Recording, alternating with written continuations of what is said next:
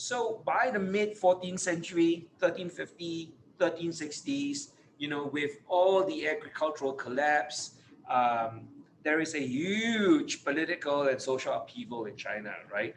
Uh, Rebellions everywhere. At this juncture as well, the one thing to bear in mind is the outbreak of the Black Death, the plague, okay, the bubonic plague. It starts in Myanmar here, somehow moves across the mountain range into southern China by about, I think roughly about the end of the 13th century, shows up somewhere in this part of central China and moves up northwards. By the time we get to about 1320, it kind of dies down a little bit, and then sort of, you get a second surge about 10 years later, around about 1330, 1340, right? The plague then obviously ravages all of these places. Everywhere is burning up with the plague. And then it moves across the Central Asian Silk Road and shows up in places like Baghdad, shows up in places like the Crimean Sea, near modern day Turkey, exits the Straits of Bosphorus on a couple of ships from Venice that were there for trading, and they were running away. But lo and behold, they brought the plague with them, arrived in Venice. Half of the people on the vessels died, but the people on the vessels were allowed to alight, right, and get on shore. And then Venice basically comes down with the Black Death, right, the bubonic plague, very very quickly, and then it spreads to the whole of Europe by about the end of the 14th and into the 15th century. Okay, with the virus, like a third of Europe, dies, right? Same thing in the Middle East. You look at China, and about 30-40% of its population demises as a result of the Black Death. It's a pretty substantial thing, right? So as all of that is happening, right, the rebellions breaking out. Okay, people are kind of, social unrest as a result of that.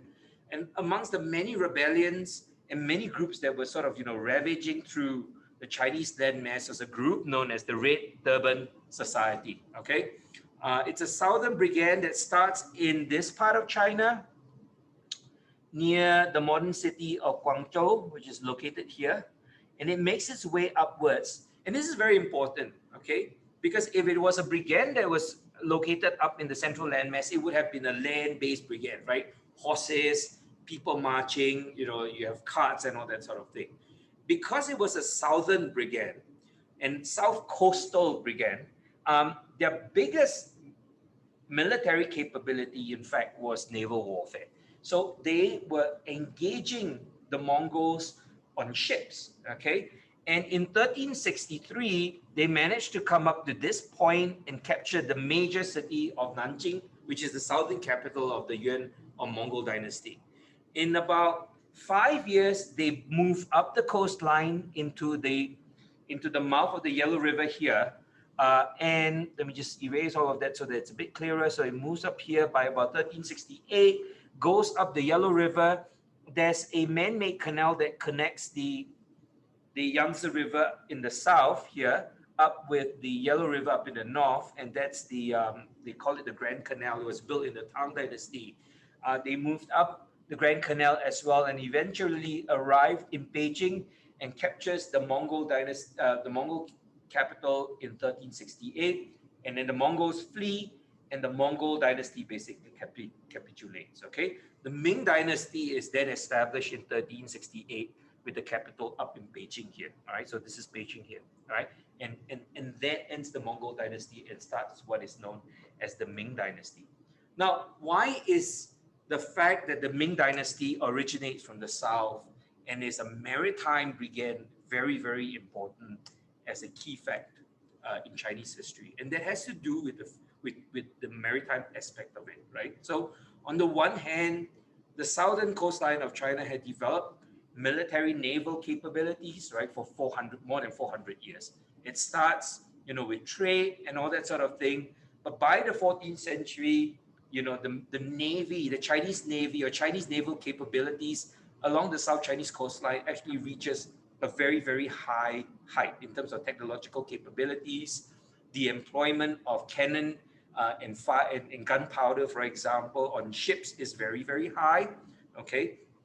At the same time, the merchant marine, right? The shipping networks that enable trade from the late first millennium AD all the way to the early second millennium AD continued to develop and became very important as an ancillary aspect of naval military capability. So you actually have militarized merchant marine. Okay.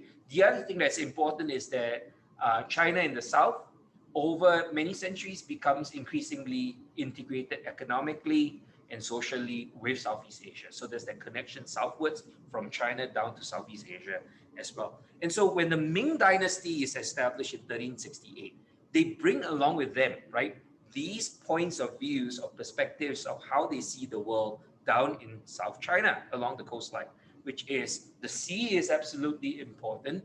We need to engage neighboring regions such as Southeast Asia, maybe even Japan and Korea by sea, not just by land, but by sea, right? And we need to have a very, very powerful navy, right, as the backbone of the military establishment of our dynastic rule, right? The Ming dynasty that was established in 1368.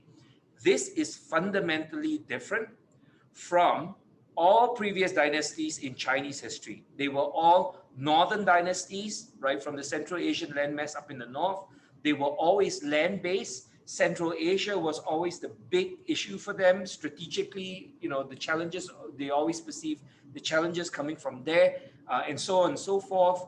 This is the first time, okay, that the coastline and the sea on the eastern seaboard of the Chinese landmass was considered strategically important. Okay, so what ends up happening is that the moment the dynasty is established, within a couple of decades after they managed to consolidate and pacify the whole of China in down into under their rule, right? Ming dynastic rule. In 1403, the Emperor Yongle is a Ming emperor. He's the second one, so he succeeded his father and became emperor. In 1403, as he ascended the throne, one of the most important things he did was to commission the building of an imperial fleet. Okay, it was to be built in present-day Ningpo, which is kind of near the city of Hangzhou. It's quite near to Shanghai today on the Yangtze Delta River area. Okay, I've got a couple of photographs that I'll show you in a while. He commissions a total of 7 voyages over a 30-year period from 1405 to 1433. Okay, and he also commissions the eunuch. And by the way, this guy is a Muslim. And so from southwest China near Sichuan, he was originally from Yunnan. He was captured as a boy, and then he was castrated. At the age of 12, I think, he was castrated and forced into the imperial service, right, as a eunuch. Okay, he grew and became important. He rose through the ranks, and then eventually in 1403, he was commissioned by the Emperor Yongle to be the admiral in charge of this imperial fleet, right, that they were building, and in charge of all the 7 imperial voyages that China embarked on during this period of time. Okay, this is important because China has never done this before. This is the first time in history that China is doing this. Okay, and so this is an excavation that was done in near Shanghai, in the city of Nanjing. Okay, one of the dry docks where they would construct the vessels for the imperial voyages. I don't know about you, but it's pretty big. Okay, this would have been the length of a vessel.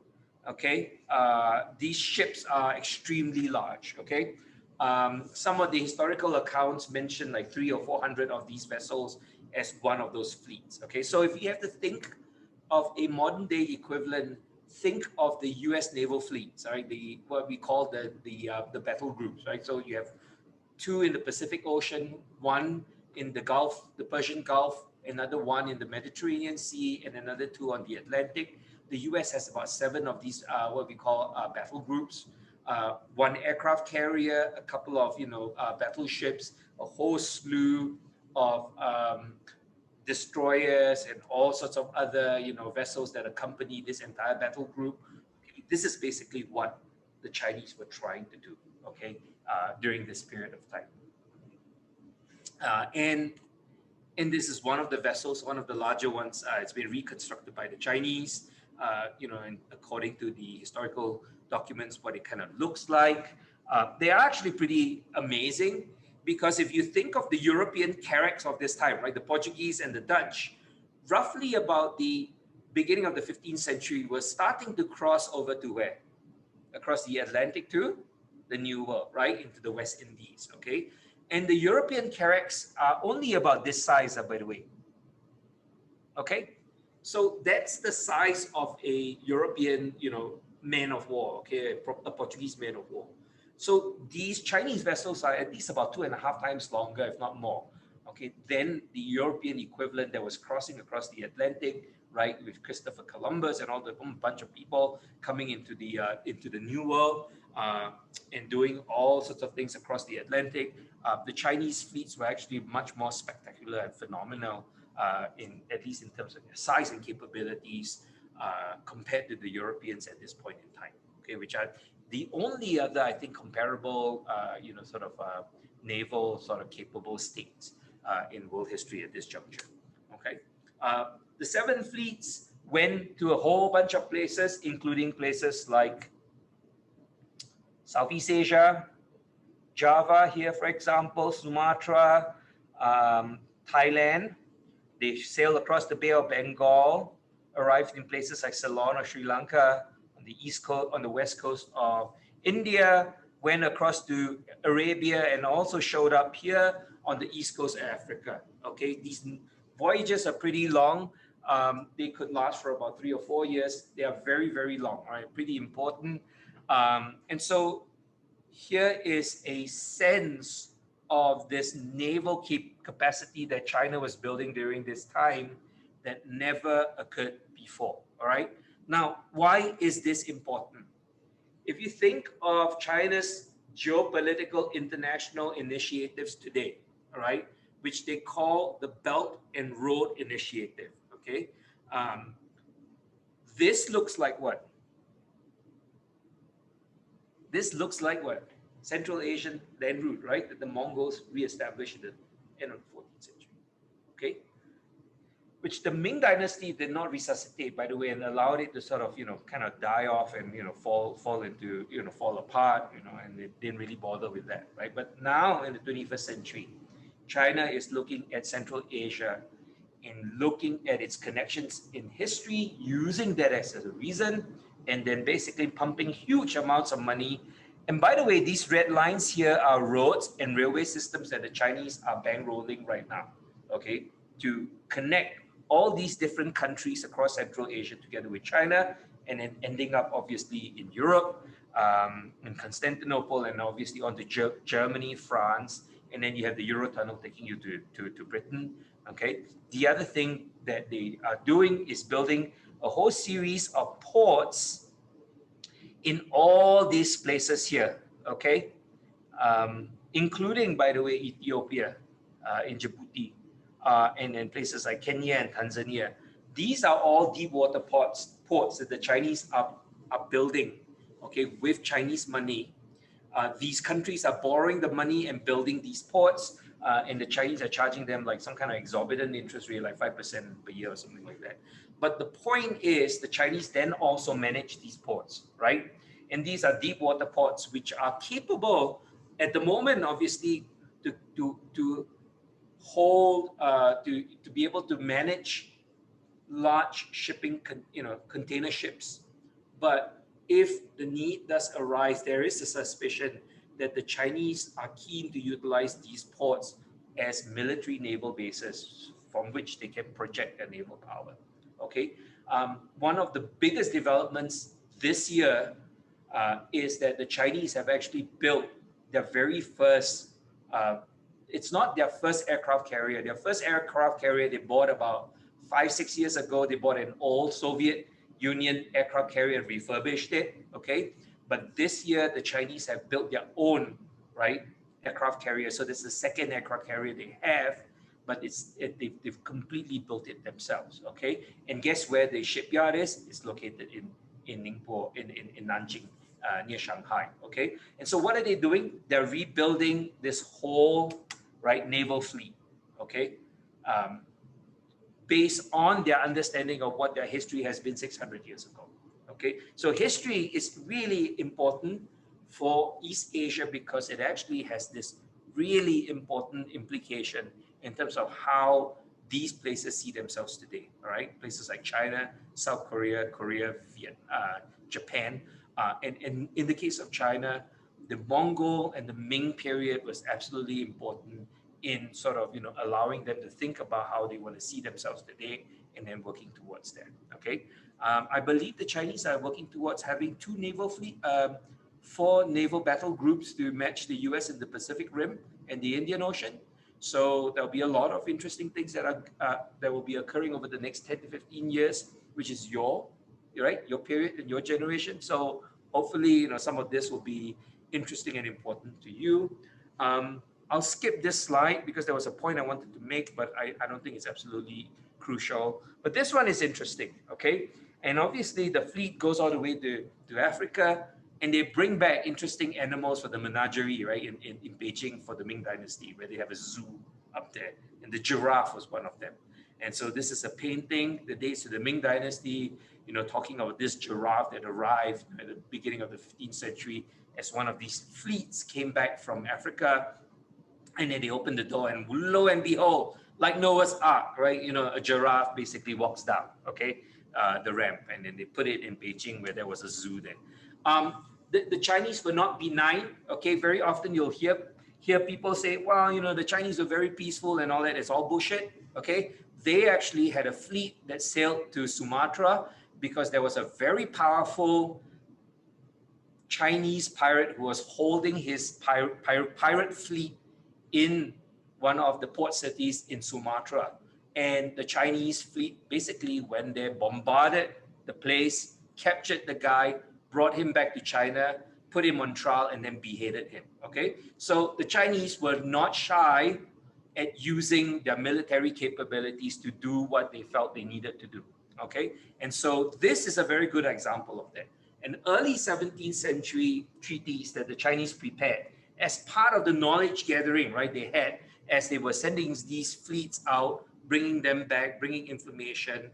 And basically, it is a treatise on military preparation. Has nothing to do with the Chinese coastline. It's all about how do you get to these important port cities in Southeast Asia, in the Indian Ocean, in present-day India, and onto the Middle East and the east coast of Africa. Where are they specifically located? What are their military capabilities? What do we need in order to be able to be superior over them? Okay, so these texts were all prepared. There were hundreds of them. This is the only one that was left. Okay, and there's a story behind it which I will try to get to if I have enough time. So here's another one where they've basically mapped out the entire Indian Ocean and Southeast Asia. Okay, the seas around Southeast Asia. So they knew exactly where everything was, how to get there, how long it would take, and what you could do in these places. Okay.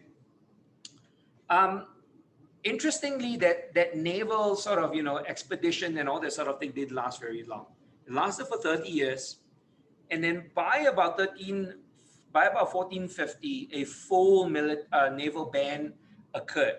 The story was that somewhere around about 1430, there was a storm over Beijing at that point, and the Confucian scholars that were servicing and working for the Ming Dynasty had already complained to the emperor about how much all these voyages last. It's very non-Confucian, to be going out to sea. What are we doing all that for? We should be focusing on, us, right? The land, right? All these Confucian scholars, especially from the northern half of China, were making all these arguments. And then in 1430, there was a major storm in the summer. And apparently there was a lightning strike that came up from the sky and hit one of the rooftops of the palace complex in Beijing, and the whole place basically burned down. Okay, so if you go to Beijing today and you go to the Forbidden Palace, which is a UNESCO World Heritage Site, that palace technically it dates from the 15th century. It's not like older than 500 years. that entire thing was basically rebuilt because it was all made of wood. So 1430, there was a lightning strike, during a storm. The whole palace was burned down, and the Confucian scholars basically seized upon that and said, "Look, that's we have an issue, right? Heaven has spoken. It has burned down your palace. You need to listen to us. No more naval expeditions." Okay, and so because of that, in 1450, there was a full ban that was instituted by the Confucian bureaucracy. The last expedition was dated to 1433. After that, all the ships were basically decreed to have to be destroyed and burned down. Any maps and books that were written, right, based on the information that was gathered from these expeditions, had to be destroyed. And in fact, what they ended up doing to prevent anybody from, doing, illicit, maritime trade out of China, they actually made villages along the coastline move back by about 60 miles inland. So the entire coastline was basically depopulated. The ban lasted for more than 100 years, okay? It went from about 1450 to 1567. And the result of that was pretty important, of which I have no time left to talk about today. But I wanted to mention that one of the most important things was that it created two economic spheres. One, where the Japanese ended up trading with Southeast Asia, and a second one, which is the Southern Chinese, who were engaged in trade for many hundreds of years, ended up being located in places in Southeast Asia, okay, and then trading amongst themselves and also trading with what? Japan. So China ended up being left out of this entire economic calculus after the 15th century with the maritime ban. Okay. Okay, great. Thank you.